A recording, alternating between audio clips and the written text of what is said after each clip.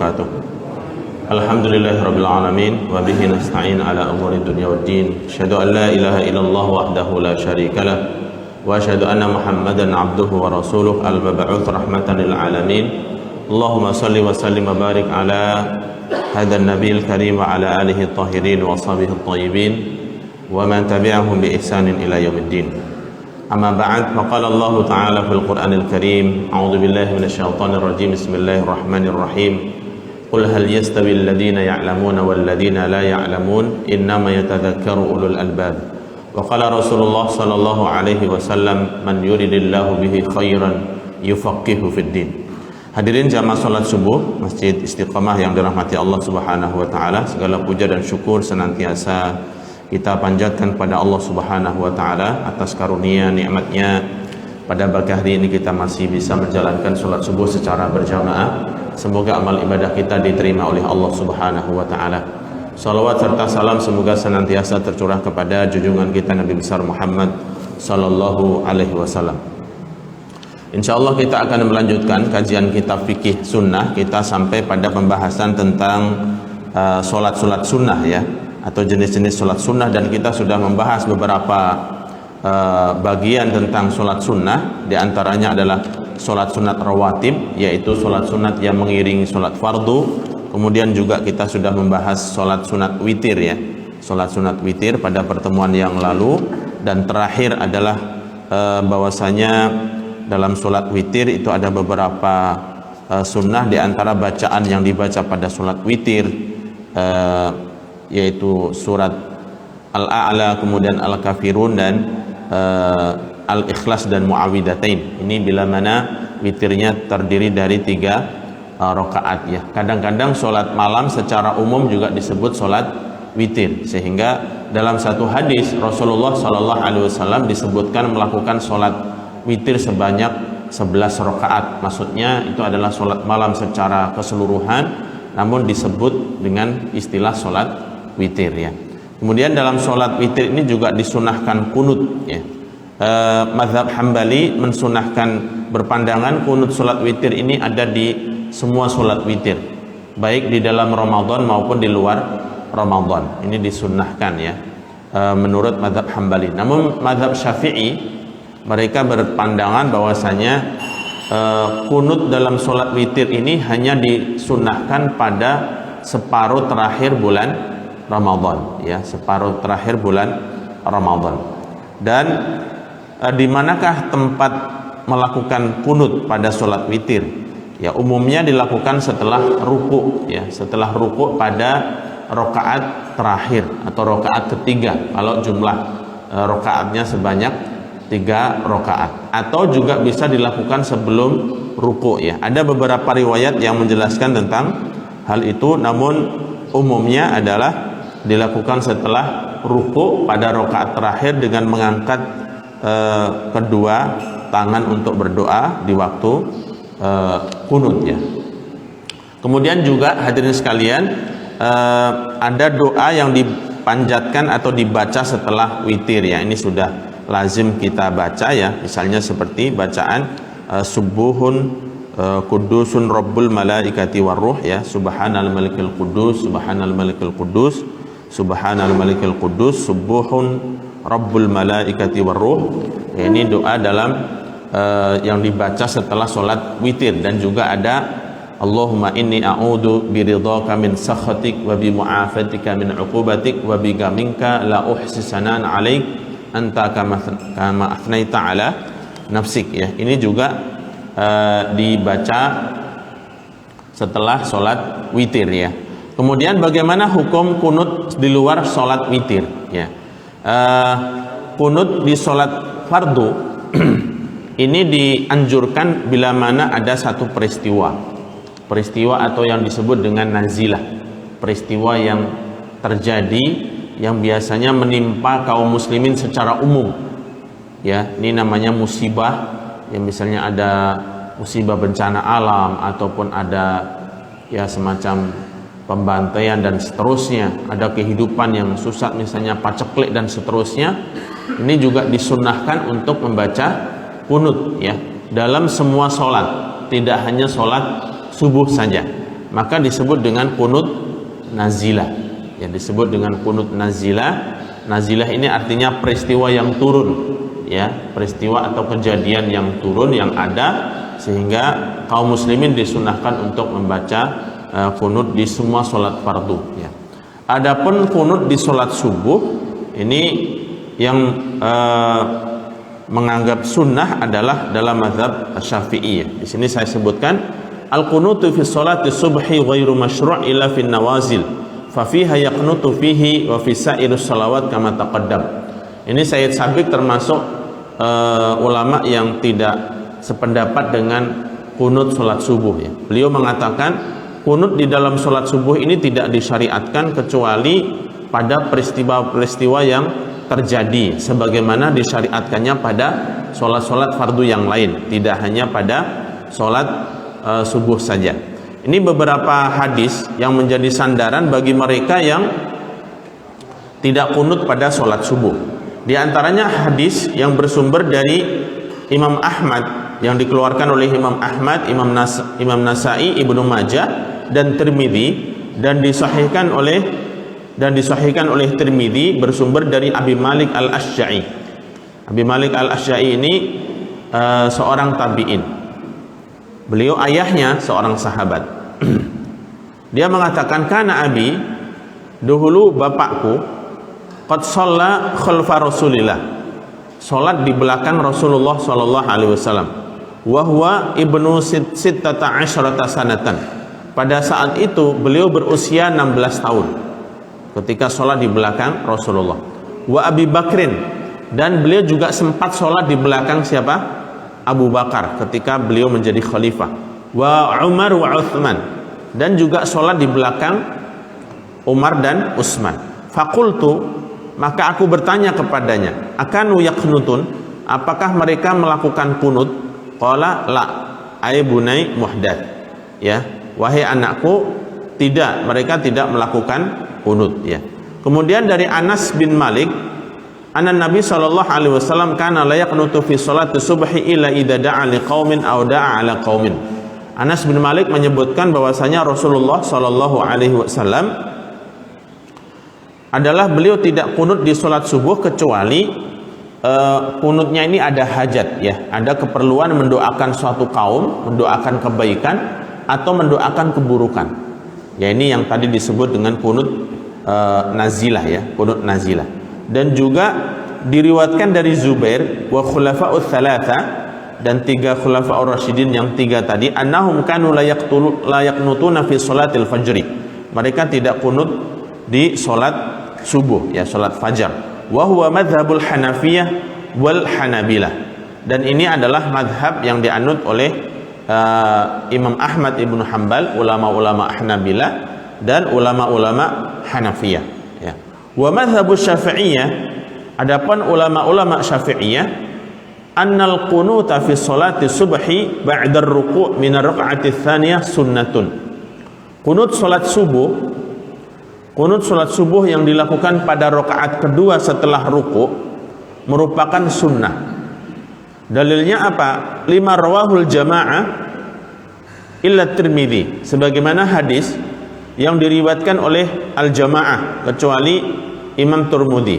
An Ibni Sirin anna Anas bin Malik su'ila, sesungguhnya Anas bin Malik pernah ditanya, hal qanatan Nabi sallallahu alaihi wasallam fi sholati subhi, apakah Rasulullah sallallahu alaihi wasallam melakukan qunut pada salat subuh? Faqala na'am, beliau mengatakan iya. Faqila lahu qabla ar-ruku' aw ba'dahu, Rasulullah melakukannya qunut, maksudnya sebelum ruku' atau setelah ruku'? Qala ba'da ar-ruku', setelah ruku'. Walima rawahu Ahmad wal Bazzar wad Daruqutni wal Baihaqi wal Hakim was-sahahahu anhu qala ma zala Rasulullah sallallahu alaihi wasallam yaqnut fil fajri hatta faraqa ad-dunya. Hadis yang diriwayatkan oleh Baihaqi, Hakim, dan disahihkan oleh Hakim, beliau berkata Rasulullah sallallahu alaihi wasallam senantiasa melakukan qunut salat subuh sampai meninggal dunia. Wa hadzal istidlal nadhara nadhrun li'anna al-qunut al-mas'ul anhu huwa qunutun nawazil kama ja'a dzalika sharihan fi riwayatil Bukhari wa Muslim. Hanya saja dalam buku ini disebutkan hadis yang menyebutkan bahwasanya Rasulullah sallallahu alaihi wasallam melakukan qunut pada salat subuh ini adalah qunut nazilah ya.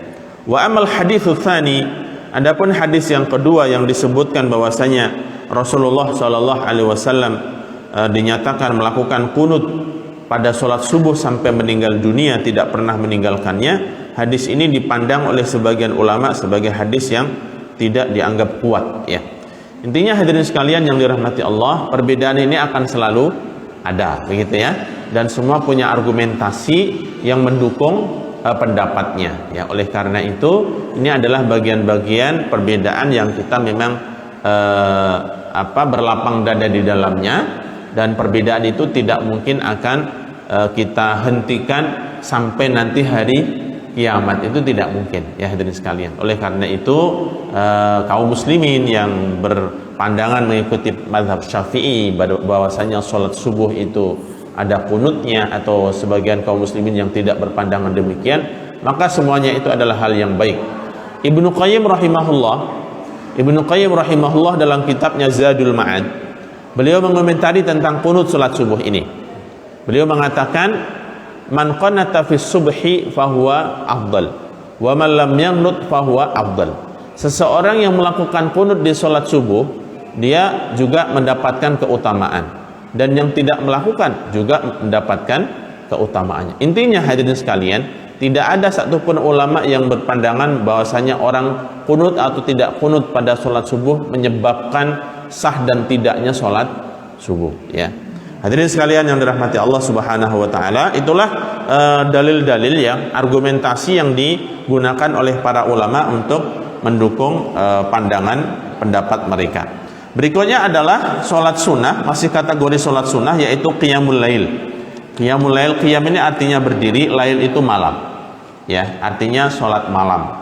Kenapa disebut dengan istilah qiyamul lail ya, berdiri di waktu malam ya, karena memang anjurannya hadirin sekalian, sholat malam ini disunahkan untuk berdiri lama, bacaannya itu panjang ya, sebisa mungkin bacaannya panjang ya. Seandainya tidak punya hafalan yang banyak, dia membaca Al-Quran juga boleh, maksudnya sambil sholat sambil membuka mushaf itu juga diperbolehkan, tidak membatalkan sholat ya. Namun seandainya cukup dengan menghafal apa yang dia punya ya, juga sah juga ya, maksudnya dikategorikan sholat malam ya. Namun baiknya sholat malam itu dilakukan secara rakaatnya itu panjang-panjang ya. Mungkin hadis-hadis seperti ini sudah sering kita dengar ya, Rasulullah sholat malamnya itu luar biasa. Mari kita bacakan ya, kita baca tentang keutamaan sholat malam hadirin sekalian. Sholat malam ini pertama merupakan perintah Allah kepada nabinya. Meskipun perintah ini ditujukan kepada Rasulullah, akan tetapi berlaku juga bagi umatnya. Ini adalah firman Allah Subhanahu wa taala, wa minal laili, dan di sebagian malam fatahajjad bihi, maka lakukanlah tahajud, nafilatan laka, sebagai ibadah tambahan bagimu wahai Muhammad. Asa an yab'atsaka rabbuka maqaman mahmuda, semoga Tuhanmu membangkitkan ya, membuatkan tempatmu, menyediakan untukmu maqaman mahmuda, yaitu tempat yang terpuji ya. Ini juga terkait dengan doa setelah adzan ya. Setelah adzan itu diantaranya adalah perintahnya ada di dalam ayat ini ya. Allahumma rabbaha bihi da'watit tamah wassalatil qa'imah ati muhammadanil wasilata wal fadilah wa ba'athu maqamam mahmudah alladhi wa'adta ya. Ini doa setelah adzan. Barang siapa yang selesai adzan kemudian membaca doa tersebut, maka halat lahu syafa'atu Rasulullah sallallahu alaihi wasallam, akan halal baginya untuk mendapatkan syafaat Rasulullah sallallahu alaihi wasallam. Yang kedua, ayat yang kedua hadirin sekalian, orang-orang yang memelihara sholat malam ya, senantiasa mengerjakan sholat malam, ini disebut sebagai orang-orang yang muhsinun, orang-orang yang berbuat baik, dan mereka ini orang-orang yang berhak mendapatkan rahmat Allah Subhanahu wa taala. Ini firman Allah Subhanahu wa taala yang bunyinya, innal muttaqina fi jannati wa uyun. Sesungguhnya orang-orang bertakwa itu nanti akan berada di surga Allah Subhanahu wa taala yang penuh dengan mata air. Akhidina ma atahum rabbuhum. Mereka akan mendapatkan apa yang diberikan oleh Tuhan mereka. Innahum kanu qabla dzalika muhsinin. Dahulu mereka waktu di dunia sungguh adalah orang-orang yang berbuat baik. Orang-orang yang muhsinin itu seperti apa? Kanu qalilan minal laili ma yahjaun. Mereka itu di waktu malam sedikit saja mereka tidur. Wabil ashari hum yastaghfirun. Dan di waktu sahur mereka banyak beristighfar pada Allah Subhanahu wa taala. Ini salah satu indikator ya, indikasi ataupun ya alamat atau ciri-ciri orang-orang yang baik di sisi Allah Subhanahu wa taala. Itu adalah menghidupkan waktu malamnya untuk qiyamul lail ya. Diusahakan hadirin sekalian melakukan qiyamul lail, entah itu 2 rakaat saja ataupun 4 rakaat atau bisa 8 rakaat atau lebih dari itu ya. Sebisa mungkin dilakukan. Seandainya seseorang dikhawatirkan tidak bisa bangun malam, maka disunnahkan untuk minimal sholat witir sebelum tidur ya, sebelum tidur. Kemudian berikutnya hadirin sekalian, juga sholat malam ini merupakan ciri-ciri ibadur rahman, hamba Allah yang maha rahman. Disebutkan wa ibadur rahmanil ladzina yamshuna 'alal ardi hauna wa idza khatabahumul jahiluna qalu salama wal ladzina yabituna li rabbihim sujjadan wa qiyaman. Ibadur rahman ini adalah orang-orang yang di waktu malam mereka yabitun, bermalam dengan Tuhannya, penuh dengan sujud dan qiyamul lail ya. Kemudian juga orang-orang yang qiyamul lail ini sebagai bukti disaksikannya bahwasanya mereka itu adalah orang-orang mukmin ya, orang-orang mukmin yang mengerjakan qiyamul lail. Karena sholat malam itu hadirin sekalian perlu niat dan kesungguhan ya. Makanya disebut sebagai tahajud. Tahajud itu artinya tahajjada ya, tahajjadu tahajjudan, yang artinya bersungguh-sungguh.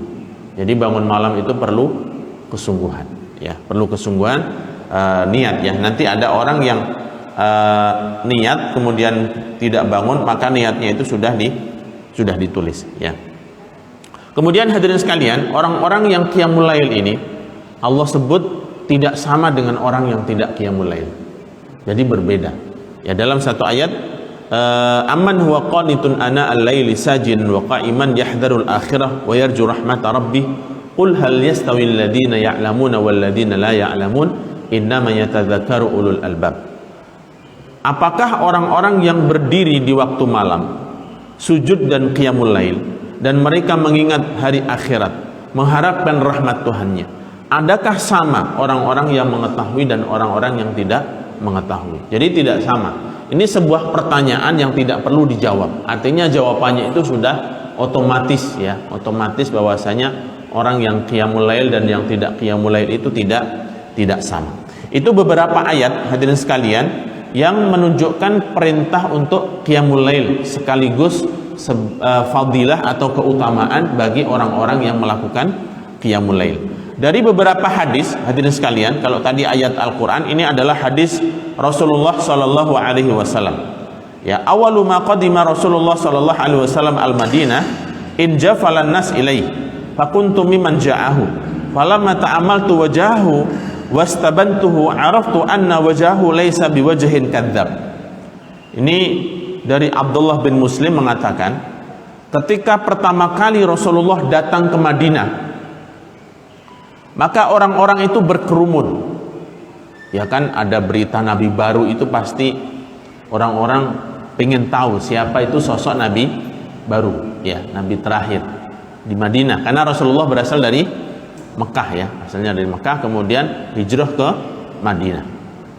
Maka penduduk Madinah ini berkerumun ya. Bahkan kita tahu sejarahnya bagaimana kedatangan Rasulullah ini disambut dengan penduduk Madinah dengan melantunkan syair-syair ya, Tola'al Badru ya, Tola'al Badru alaina min thanil wada dan seterusnya ya. Kemudian aku, kata Abdullah bin Muslim, ketika aku memperhatikan wajah beliau, maka aku lihat bahwasanya wajah beliau ini bukan wajah pendusta.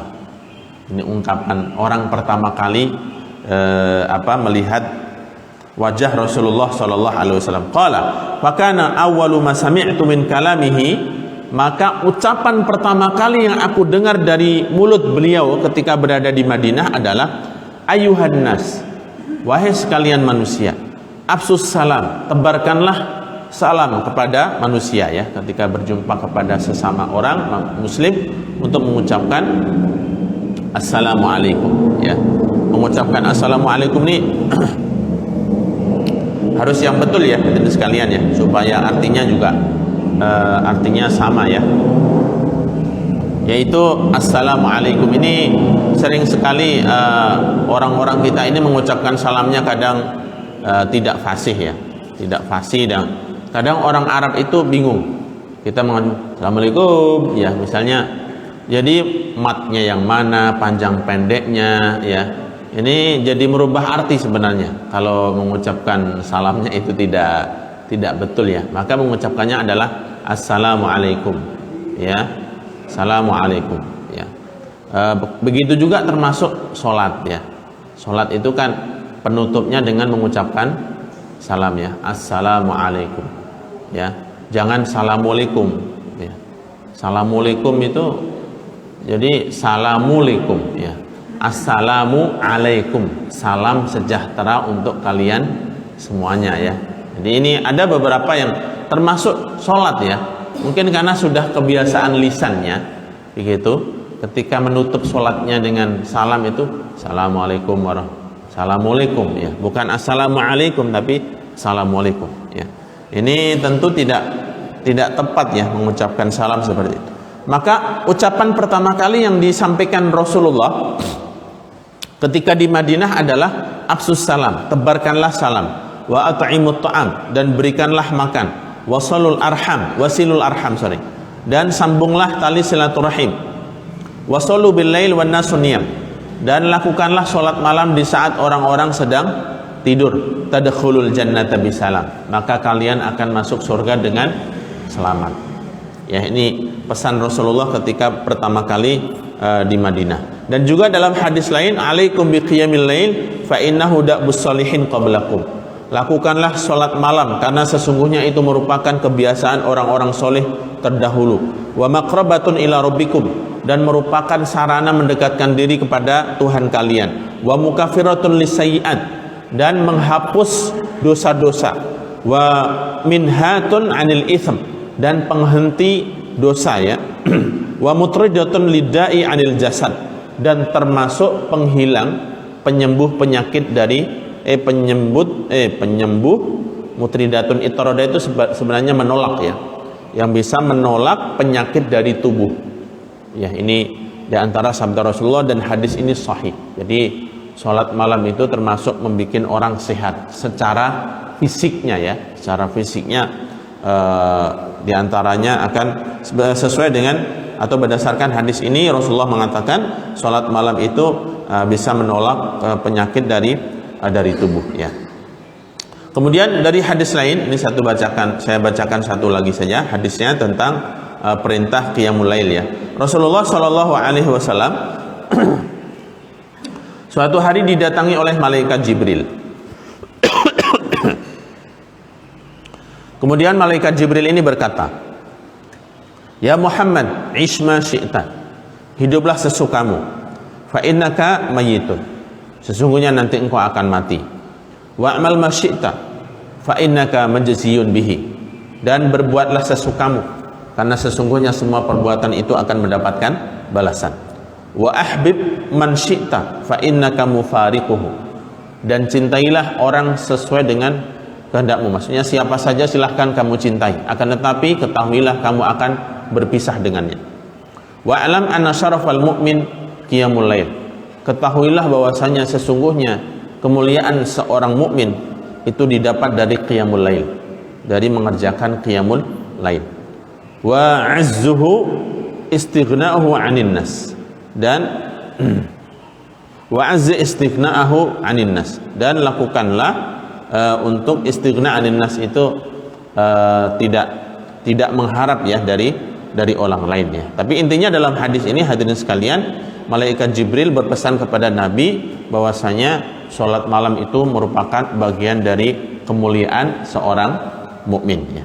Hadirin sekalian yang dirahmati Allah Subhanahu wa taala, dalam hadis lain juga thalathan yuhibbuhumullah wa yadhhak ilaihim wa yastabshirhum bihim.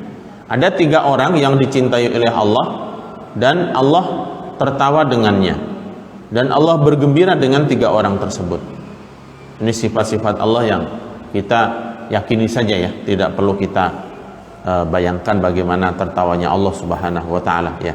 Alladzi idza inkashafat fi'atun qatala wa ra'aha bi nafsihi lillahi azza wa jal fa imma an yuqtal wa imma an yansurahu azza wa jal wa yakfihi fa yaqul unzuru ila 'abdi hadza kayfa sabara ila li nafsi walladzi lahu imra'atun hasanatun wa firashun layyinun hasan fa yaqumu minal lail. Jadi orang-orang yang dicintai Allah ini yang pertama adalah seorang mujahid, seorang yang berjuang, entah nasibnya dia terbunuh atau dibunuh ya, terbunuh atau dia membunuh. Kemudian yang kedua adalah seorang yang mempunyai wanita cantik dan mempunyai tempat tidur yang nyaman, akan tetapi dia bangun malam ya, fayadharu syahwatahu wa yadhkuruni, meninggalkan syahwatnya dan dia mengingat kepadaku ya. Ini diantara orang-orang yang dicintai oleh Allah Subhanahu wa ta'ala ya. Banyak hadis-hadis yang berbicara tentang qiyamul lail atau sholat malam dan segala keistimewaan yang ada di dalamnya, baik itu dalil yang berasal dari Al-Quran maupun sunnah Rasulullah Sallallahu Alaihi Wasallam. Ada beberapa adab hadirin sekalian, beberapa adab ataupun ya tata cara yang dilakukan ketika qiyamul lail ya. Liman arada qiyamul lail ya, bagi orang-orang yang akan melakukan qiyamul lail, yang pertama hendaklah dia berniat sebelum tidur. Dalam sebuah hadis dari Abu Darda berkata, anna Nabi sallallahu alaihi wasallam qala, Rasulullah bersabda, man ata firasyahu, siapa yang mendatangi tempat tidurnya, maksudnya mau tidur ya, wa huwa yanwi an yaqum fayusalli minal lail, kemudian sebelum tidur itu dia berniat untuk bangun malam, bangun malamnya adalah untuk sholat, faghalabathu ainuhu, kemudian dia tertidur, bablas tidurnya ya, tadinya sudah niat, maka apa baginya? Hatta yusbih, dia tertidur sampai waktu subuh, maksudnya sampai subuh saja ya, jangan sampai siang ya. Kutibalahu manawa, maka ditulis baginya apa yang diniatkan. Subhanallah, ini baru niat saja ya, kemudian dia tertidur, maka sudah ditulis baginya dengan niatnya tadi, niat salat malam. Wa kana naumuhu shadaqatan alaihi min rabbih, dan tidurnya itu dinilai sebagai sebuah sedekah. Hadis ini diriwayatkan oleh Nasa'i dan Ibnu Majah dengan sanad yang sahih. Hadirin sekalian yang dirahmati Allah Subhanahu wa taala. Ya tentu niat nih hadirin sekalian harus dengan niat yang serius ya. Ini kadang seseorang selalu mengatakan yang penting kan niatnya ya, yang penting sudah niat, tapi tiap hari tidur terus ya, tidak pernah bangun. Yang penting niatnya saat jadi sudah ditulis begitu ya. Ya itu niatnya mungkin ada main-mainnya begitu ya. Kemudian an yamsah an-naum min wajhihi 'indal istiqad wa yatasawwaq wa yanzur fis sama' thumma yad'u bima jaa'a an Rasulillah sallallahu alaihi wasallam. Kemudian ketika seseorang itu bangun ya, hendaklah mengusap mengusap wajahnya ketika bangun tidur, dan kemudian dia bersiwak, kemudian dia melihat ke langit dan berdoa. Ini saya kurang tahu ya, mungkin Rasulullah ketika bangun malam keluar dari rumah ya, setelah wudhu dan seterusnya, kemudian melihat ke langit dan berdoa kepada Allah Subhanahu wa taala ya. Ini bunyi doanya adalah sebagaimana ja'anin Nabi sallallahu alaihi wasallam, Rasulullah berdoa ketika bangun malam melihat ke langit, la ilaha illa anta subhanak astaghfiruka li dzambi wa as'aluka rahmatak. Allahumma zidni ilman wa la tuzigh qalbi ba'da id hadaitani wa hab li min ladunka rahmatan innaka antal wahhab. Ini doanya cukup panjang ya, doanya cukup panjang, dan di antara doa qiyamul lail itu juga Allahumma lakal hamdu anta qayyimus samawati wal ardi wa man fihin wa lakal hamdu anta nurus samawati wal ardi wa man fihin wa lakal hamdu antal haqqu wa wa'dukal haqqu wa liqa'uka haqq wa nabiyyuna haqq Muhammadun sallallahu alaihi wasallam haqq was sa'atu haqq. Allahumma laka aslamtu wa bika amantu wa ilaika anabtu, dan seterusnya. Ya, doa malam ini cukup banyak. Kalau seandainya tidak hafal dengan doa redaksi yang dicontohkan Rasulullah, maka ya boleh memohon pada Allah apa saja yang dia inginkan. Tapi intinya adalah sholat malamnya. Ini diantara adab-adab yang dilakukan ketika qiyamul lail ya. Ini sebelum tidur, dan kemudian setelah bangun tidur yang dilakukan adalah dengan berdoa. Kemudian ketika dia bangun dan sebelum sholat malam, maka ada sunnah-sunnah yang dilakukan. Diantaranya adalah membuka sholat malam itu dengan dua sholat ringan. Ya, an yaftatiha sholatul lail bi rak'atain khafifatain, thumma yusalli ba'dahuma ma syaa. Hendaknya seseorang sebelum qiyamul lail itu memulai sholatnya dengan dua sholat ringan. Ya, ibaratnya kalau kita mau olahraga itu ada stretchingnya begitu ya, ada pemanasannya. Sholat pun juga demikian ya. Sebelum sholat malamnya nanti rokaatnya panjang-panjang, hendaknya diawali dengan 2 rokaat pendek ya. Masalahnya rokaat kita itu pendek semua begitu ya. Jadi antara pembukaan dengan yang intinya itu sama juga ya. 2 rokaat pertama ini disunahkan untuk membaca Qul ya ayyuhal kafirun dan Al-Ikhlas. Memang ini surat andalan ya hadirin sekalian ya. Banyak sholat-sholat yang Rasulullah mensunahkannya itu membaca surat Al-Kafirun dan surat Al-Ikhlas ya. Qul huwallahu ahad. Termasuk adalah 2 rokaat pembuka sholat malam. Ya, itu dibaca secara ringan ya, secara ringan 2 rokaat saja. Setelah itu melakukan sholat malam secara panjang silahkan ya. Ini kalau bangunnya malam. Kalau bangunnya sudah sangat mepet dengan subuh ya, mungkin hanya cukup sholat witir saja ya. Nanti kalau diawali dengan 2 rakaat ini ternyata sudah terdengar suara adzan begitu ya. Jadi intinya hadirin sekalian, bagi siapa yang bangun malam dan kemudian sepertiga malam terakhir, maka diantara sunnah-sunnahnya tadi berdoa, kemudian mengawali sholat malamnya itu dengan 2 rakaat ringan ya, 2 rakaat ringan. Setelah itu dianjurkan sholatnya itu panjang ya, mungkin mengulang saja. Rasulullah itu rata-rata sholat malamnya dalam 1 rakaat itu yang dibaca adalah 100-an ayat setelah membaca surat Al-Fatihah ya, 100-an ayat dari surat-surat panjang ya, surat Al-Baqarah ya, itu 100-an ayat, baru kemudian ruku ya. Dalam kesempatan tertentu ada yang sholatnya Rasulullah lebih panjang dari itu, yang ini hadis yang sangat masyhur ya. 1 rakaat Rasulullah sampai membaca dari Al-Baqarah sampai surat An-Nisa ya, 5 juz itu yang cukup panjang sekali ya. Itu kalau 1 juznya kita membacanya setengah jam, itu 1 rakaat saja 2 jam setengah ya. Berarti bangun malamnya itu mungkin sekitar jam 12-an atau sebelum jam 12 Rasulullah sudah bangun ya. Dan 2 rakaat saja itu selesainya sudah mendekati subuh ya. Itu Rasulullah Shallallahu Alaihi Wasallam, orang yang sudah diampuni dosa-dosanya, tapi sholat malamnya sampai sedemikian rupa ya. Kita yang belum ada jaminan apapun, ngorok terus tiap malam ya hadirin sekalian ya. Hadirin sekalian yang dirahmati Allah Subhanahu wa taala, intinya sholat malam ini kita berupaya hadirin sekalian ya, berusaha 2 rakaat, 4 rakaat itu diusahakan ya. Kalaupun tadi seandainya seseorang tidak bangun ya, diawali sebelum tidur itu sholat witir ya. Ini yang dilakukan oleh siapa? Abu Bakar. Abu Bakar itu sebelum tidur selalu sholat witir. Meskipun di malam harinya beliau tetap bangun. Ya, ini bedanya Abu Bakar dengan kita. Ya, kalau kita sholat sebelum tidur memang bangunnya malamnya benar-benar tidak bangun begitu ya. Baik. Kemudian di antara hal yang disunahkan juga hadirin sekalian, an yuqid ahlahu, membangunkan keluarganya. Ini juga termasuk yang disunahkan, ya. Rasulullah sallallahu alaihi wasallam bersabda, rahimallahu imra'atan. Ini Allah menyebutkan perempuan dulu. Allah merahmati seorang wanita, seorang istri ya. Qama minal lail, dia melakukan qiyamul lail, fa shalla wa iqada imra'atuh.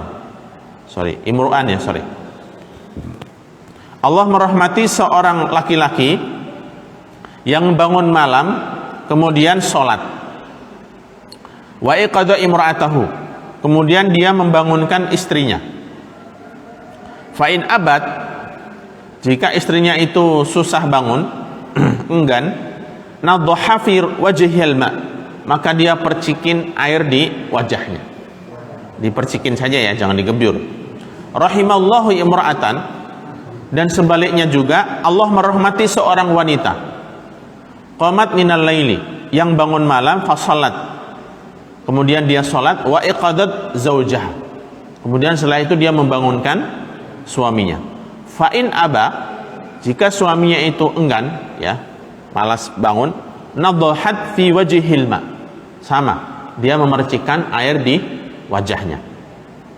Kemudian wa anhu aidan anna Rasulullah sallallahu alaihi wasallam idza ayqadha ar-rajul ahlahu min al-lail fa shallaya aw shalla rak'atain jami'an kutiba fi dzakirin wa dzakirat. Barang siapa yang bangun malam, laki dan perempuan, suami istri, kemudian keduanya sama-sama sholat, hanya 2 rakaat saja, dilakukan secara sama-sama berjamaah, maka keduanya akan ditulis sebagai bagian dari orang-orang adz-dzakirin wa dzakirat, yaitu orang yang dianggap banyak mengingat Allah ya. Karena dalam Al-Qur'an itu wadz-dzakirin Allah, orang-orang yang banyak berzikir, ingat kepada Allah Subhanahu wa taala. Ya, ini di antara hal adab yang diperintahkan juga, suami istri saling membangunkan ya, bekerja sama di dalam kebaikan ya, ta'awun di dalam kebaikan dan ketakwaan, dan saling menasihati dalam hal-hal yang tidak baik ya. Kemudian berikutnya hadirin sekalian, an yatruka shalah wa yarqud idza ghalabahu nu'as. Di antara adab juga salat malam ini, seseorang hendaknya tidak memaksakannya, meninggalkan salat saja ketika dia sangat ngantuk sekali. Idza ghalabahu nu'as, misalnya dia sangat ngantuk, mungkin orang kecapean dan dia sebenarnya bangun, cuman bangunnya ini tidak sebenarnya masih sangat ngantuk sekali. Hatta yadhhab anhu naum, sampai dia benar-benar bangun begitu ya. Kenapa hadirin sekalian? Karena dikhawatirkan nanti kalau seandainya seseorang itu memaksakan sholat dalam keadaan ngantuk ya, ataupun semi tidur ya, itu bacaannya juga tidak konsentrasi ya, bacaannya tidak lurus ya. Idza qama ahadukum minal laili fasta'jama al-Qur'ana 'ala lisanihi falam yadri ma yaqul falyattaji. Barang siapa di antara kalian yang bangun malam kemudian dia membaca Qur'annya itu ista'jama itu menjadi seperti orang ajam ya, bacaan Qur'annya itu tidak fasih disebabkan karena ngantuk ya, lisannya itu tidak mengetahui apa yang dia ucapkan ya, karena masih ngantuk, maka hendaklah dia falyattaji, hendaklah kembali tidur, maksudnya ya tidak dipaksakan ya. Seandainya seseorang ngantuk sekali, daripada nanti baca baca Al-Qur'an, membaca sabbihisma rabbiyal a'la sampai watini ya.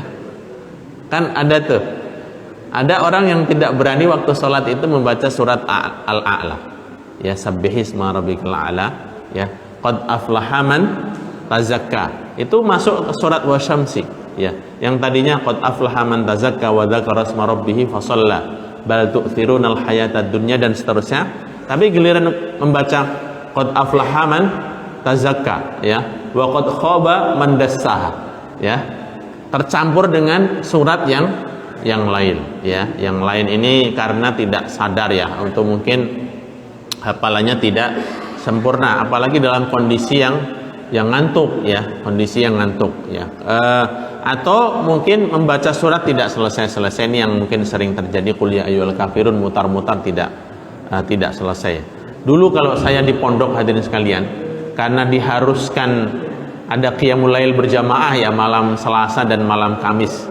Biasanya malam Selasa dan malam Kamis ini kita qiyamul lail berjamaah, karena sekaligus nanti setelah itu ada sahur ya, puasa Senin dan Kamis. Ya biasa namanya santri kan beragam ya, ada yang masih capek sekali ya. Itu ada yang tertidur di mana? Di waktu sholatnya itu ya. Bahkan kita sampai udah tahiyat, udah salam itu dia masih sujud saja ya, masih sujud ya. Dan ini tentu tidak bagus ya, bukan karena saking khusyuknya, tapi tidak sadar di dalam sholatnya.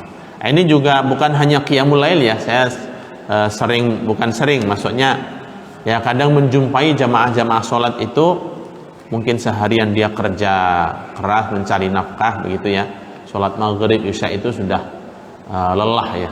Jadi ketika tahiyat itu tahiyatnya turun sendiri ya, diiringi dengan kepalanya begitu ya. Kadang sampai tidak sadar kalau sholat jamaahnya sudah salam ya. Hadirin sekalian yang dirahmati Allah Subhanahu wa taala, itu tentang adab-adab sholat malam ya. Adapun waktunya, waktu sholat malam ini hadirin sekalian selesai sholat isya. Maksudnya harus sudah sholat isya. Seandainya seseorang misalnya nih ya, dia selesai maghrib tidur sampai malam belum sholat isya dan bangun malam, tidak boleh langsung sholat qiyamul lail, harus sholat isya terlebih dahulu ya, harus sholat isya. Dan memang lebih afdolnya itu adalah seseorang sholat malam itu sepertiga malam terakhir, itu yang paling utama.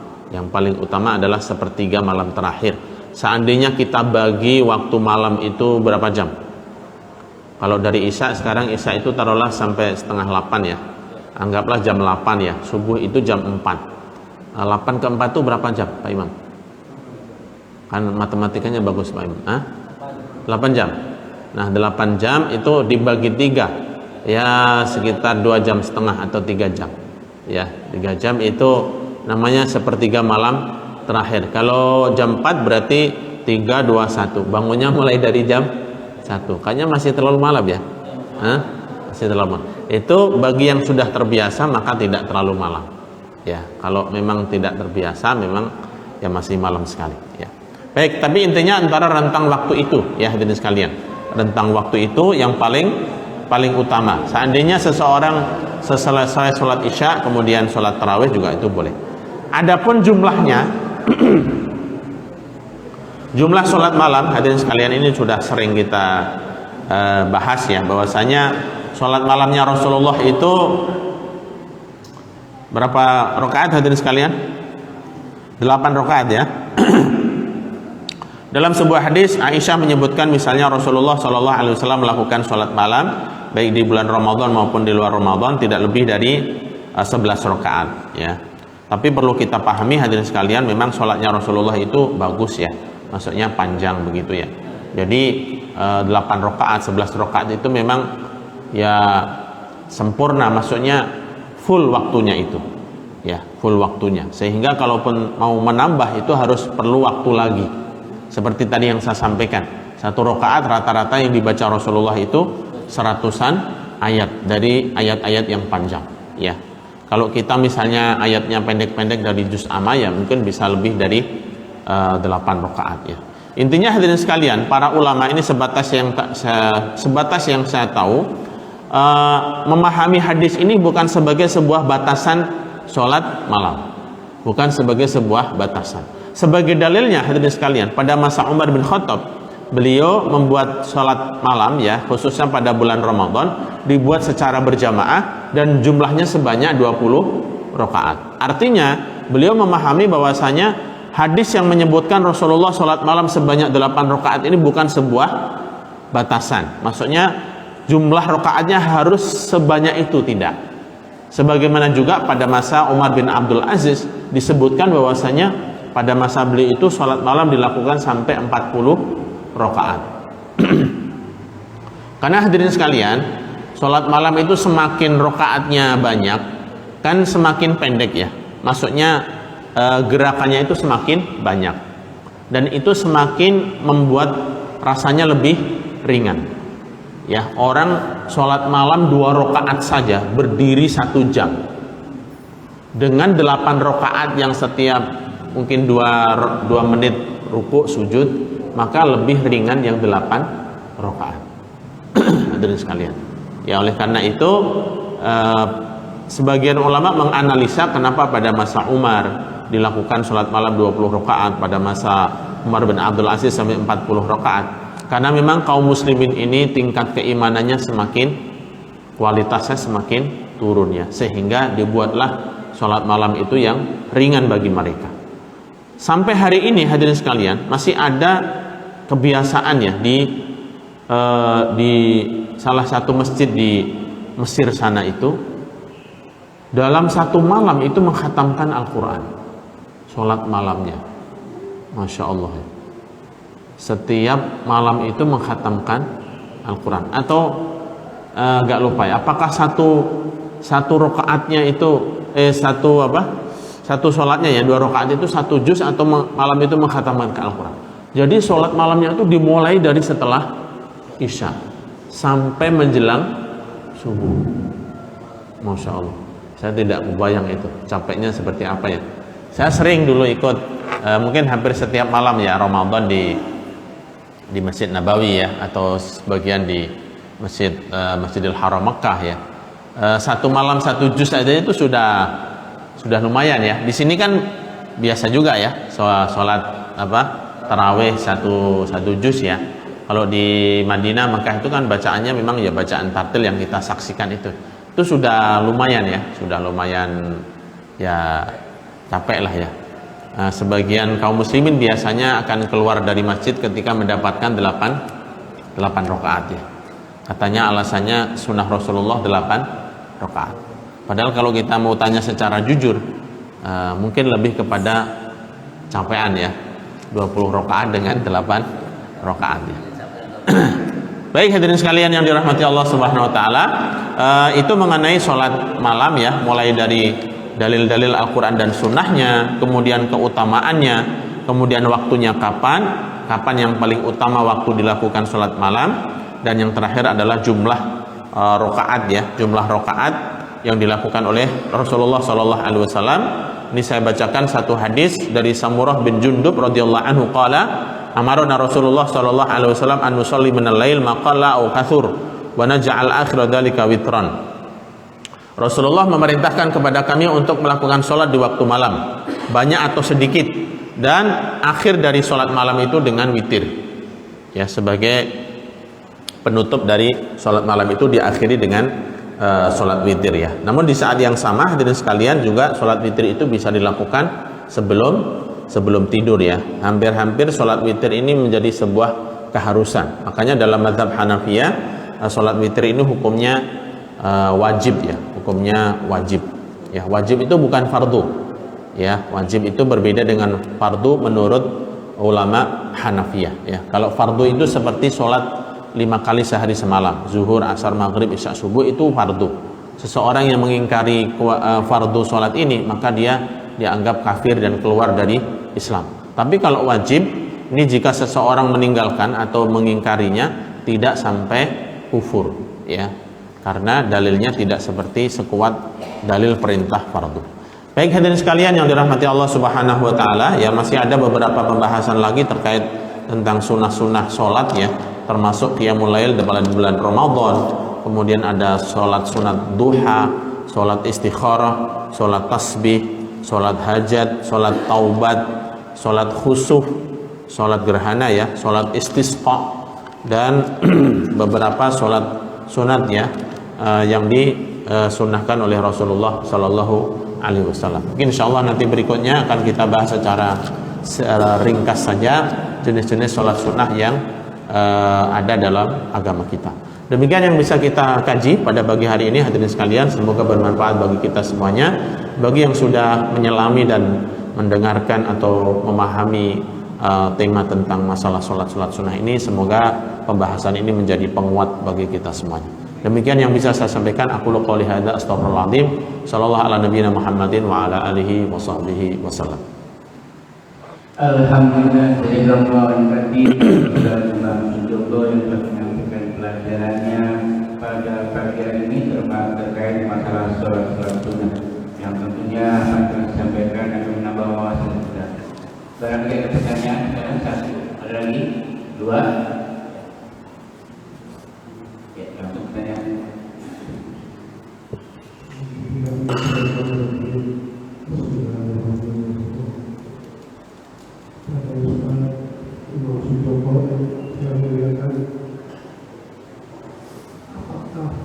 Tidak boleh seseorang dalam ruku dan sujud membaca diperbanyak, itu menandakan orang-orang yang sabar.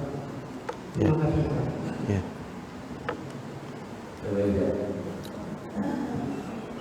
Langsung. Satu lagi. Oh, kumpulkan dulu. Oke.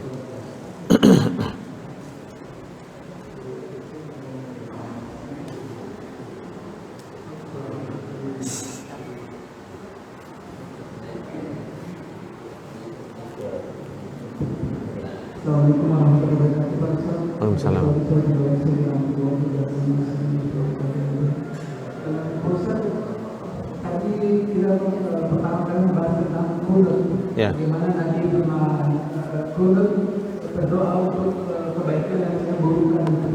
Iya. Ternyata kalau kita dijolimi oleh orang, kita boleh mendoakan Iya. hal yang buruk tersebut, Pak Ustaz. Ya. Terus juga mengenai hadis-hadis, begitu banyak hadis, mulai dari yang sanadnya jelas sampai yang doif itu, Pak Ustaz. Adakah hubungannya antara mazhab-mazhab tertentu mengambil hadis-hadis dari yang terkenal, misalnya di Bukhari, Muslim, dan mazhab Syafi'i itu, atau sebagainya, karena kita membicarakan soal fardu yang wajib, Pak Ustaz. Jadi kadang-kadang kita ingin mengacu yang baik kemana, Pak Ustaz. Assalamualaikum. Satu lagi. Sada.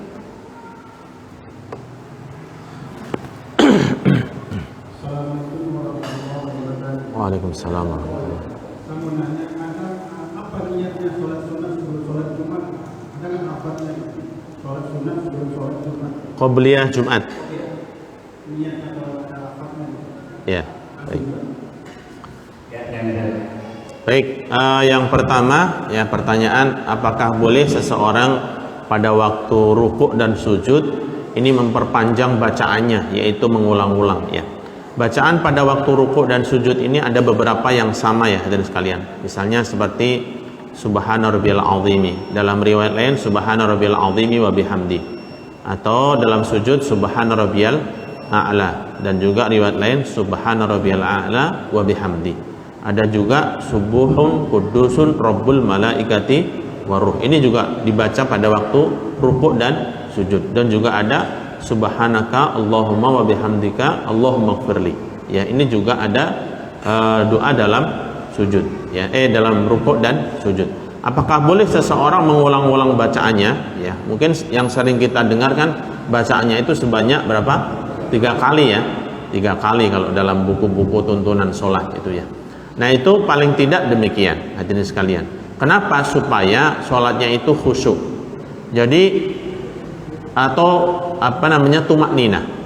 Batas tumak ninah hadirin sekalian. Batas tumak ninah itu adalah bacaan sekali di dalam ruku atau sujud. Ya, bacaan tumak ninah. Standar minimal tumak ninah.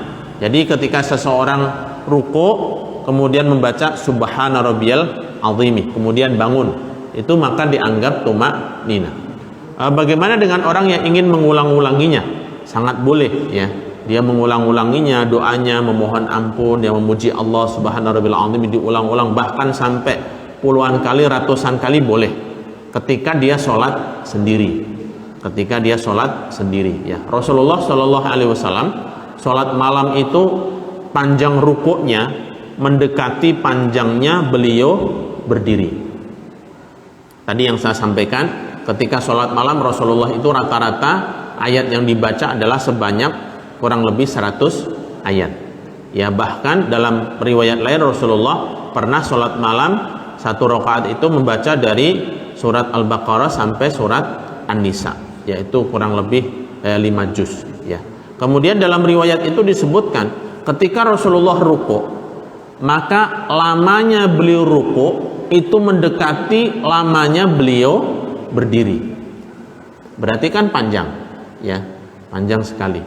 Ya, panjang, dan itu artinya boleh. Tapi hadirin sekalian perlu diketahui ketika itu sholat sendiri. Kalau sholat berjamaah maka wajib mengikuti gerakan imam. Ya, ketika imamnya sudah ruku, ikut ruku, ya, tidak usah menyelesaikan bacaan sendiri. Misalnya kita sholat kadang masbuk, ya, masbuk ini terlambat.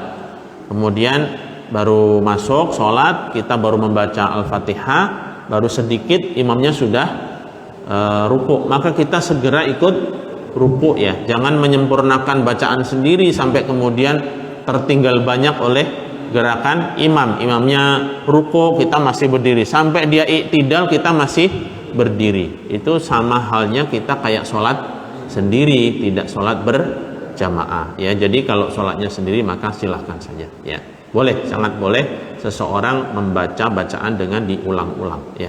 Termasuk ada larangan membaca Al-Quran pada waktu rukuk dan sujud.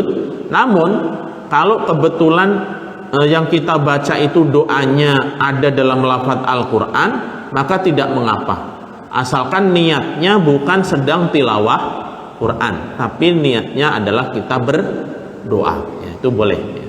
Kemudian yang pertanyaan kedua mengenai kunut, ya, tadi kunut dalam sholat subuh, ya. Apakah Rasulullah tadi disebutkan mendoakan satu kaum kebaikan maupun keburukan? Apakah berarti kita boleh mendoakan keburukan orang-orang yang menyakiti kita?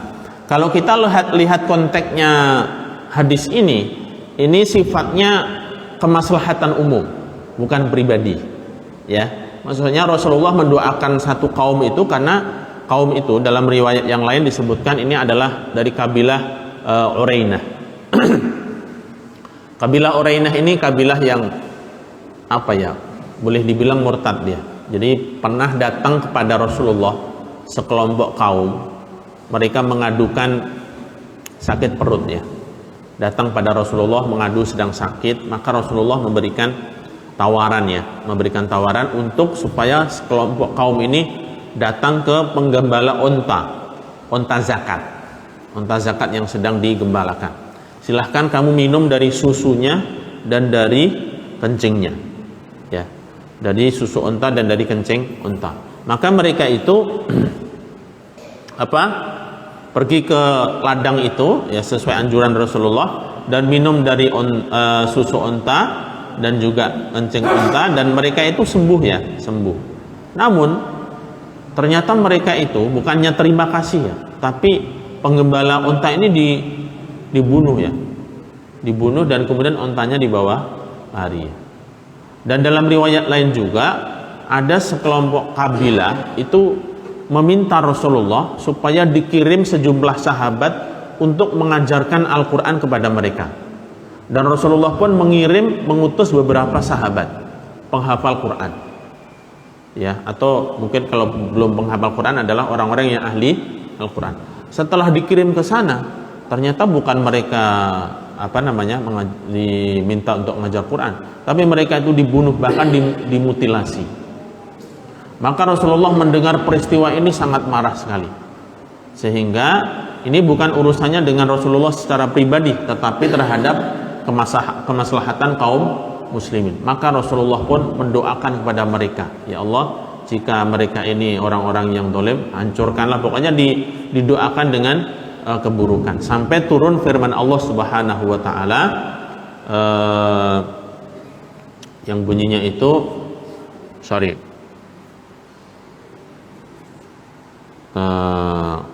dalam surat Ali Imran, ya, saya lupa bunyi ayatnya jadinya, ya.